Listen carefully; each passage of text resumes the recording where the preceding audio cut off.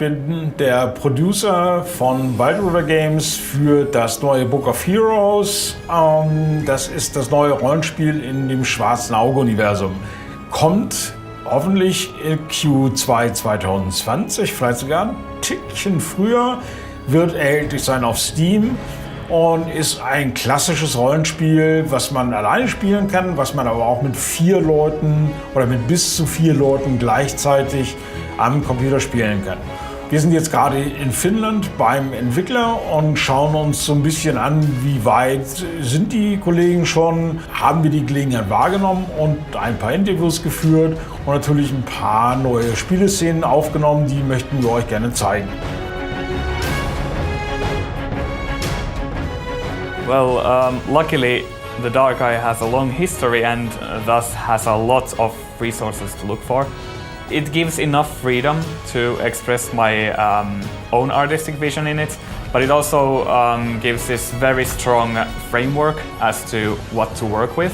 But it's often not like to the exact letter how it should be, so I get a little bit of freedom there.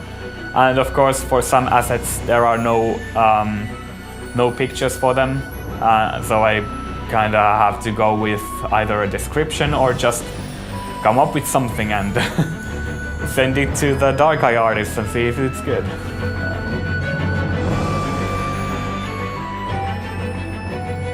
In the game, the character creation works in a way that we have a set of 4 cards in each phase of the character creation, and each has a, let's say, profession or race or class, which is just a profession is a subclass of class, but player has, I think, 7 or 8 phases in which they choose from 3 or 4 cards, and based on those choices the character is made.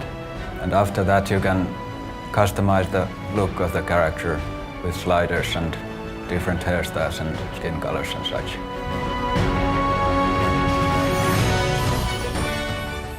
I don't know, I come to work and I check, like the first thing I do, I check what I did yesterday so I can bring it up in the daily meeting first. And I update my local version of the game. And then if there's any time, I'll do some work before the daily meeting. Yeah, we basically have a meeting each day where we see what everyone's been doing, what they are planning to do today, and go from there.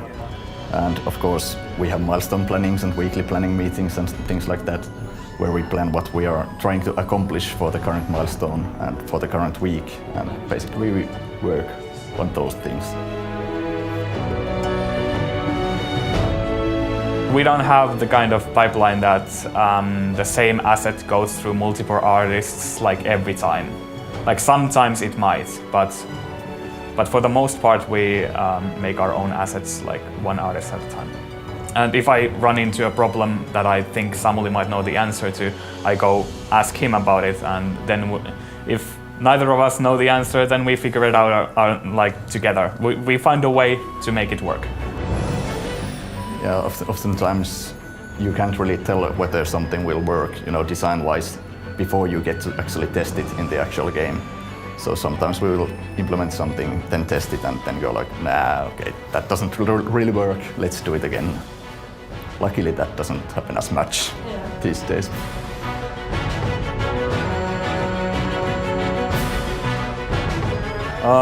For me, the biggest challenge is to meet the expectations of the IP. Basically, that's like when I start working on something, I try to make it as close as possible to the concept art and to the original art, because I know that's important to the fans, and because it's important to the fans, it's also important to me, because I want to make authentic models for the game. Personally, I think it's mostly trying to bring the true pen and paper feel into a digital game. It's the most difficult thing to do, I feel like. Yeah. Yeah, I have no arguments against that. Because content essentially is sort of easy to do, but to make content that feels like a role-playing tabletop game is the difficult part.